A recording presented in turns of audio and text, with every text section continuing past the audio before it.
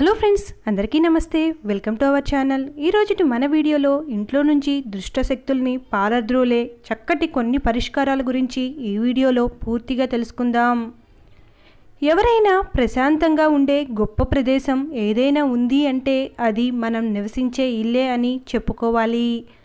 అయితే అది అన్నిసార్లు సాధ్యపడకపోవచ్చు.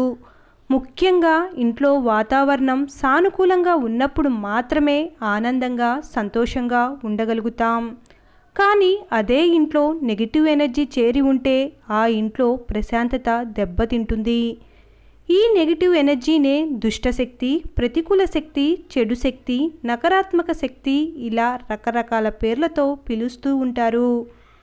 ఇలాంటి శక్తులు ఇంట్లో చేరినప్పుడు నిత్యం ఏదో ఒక సమస్య వెంటాడుతూనే ఉంటుంది. ఆరోగ్యం, ఆర్థికం ఇలా అన్నింటా ఏదో ఒక సమస్య తలెత్తుతూ ఉంటుంది. మనసు ప్రశాంతంగా ఉండదు. మరి ఇంట్లో నెగిటివ్ ఎనర్జీ, దాని నుంచి ఎలా బయటపడాలో ఈ వీడియోలో తెలుసుకుందాం. నెగిటివ్ ఎనర్జీని పోగొట్టే శక్తి ఒక రత్నానికి ఉంది. అయితే ఈ రత్నాలలోనూ ఒక ఉపరత్నం ఉంది. అదే బ్లాక్ టర్మలైన్.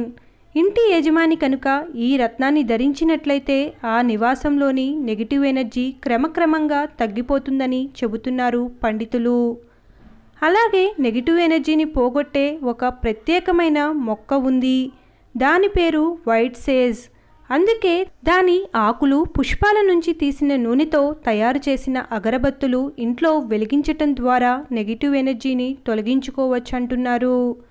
నాగచంప పుష్పాల తైలంతో తయారు చేసిన అగరబత్తులు ఇంట్లో వెలిగించటం ద్వారా కూడా ప్రతికూల శక్తులను పోగొట్టుకోవచ్చంటున్నారు.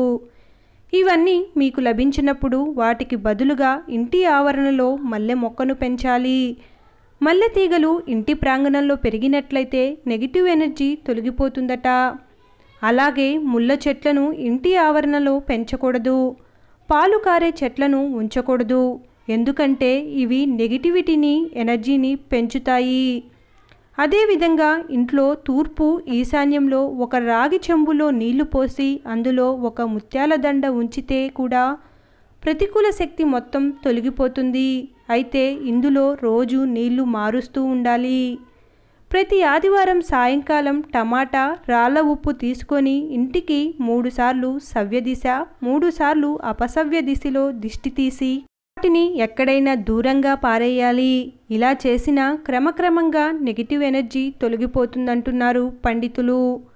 మంగళవారం ఇంటి మెయిన్ ఎంట్రన్స్కి ఒక గులాబీ పూల దండ కట్టి దానికి కుడివైపు ఒక రాగి చెట్టు కొమ్మ, ఎడమవైపు వేప కొమ్మ కట్టాలి.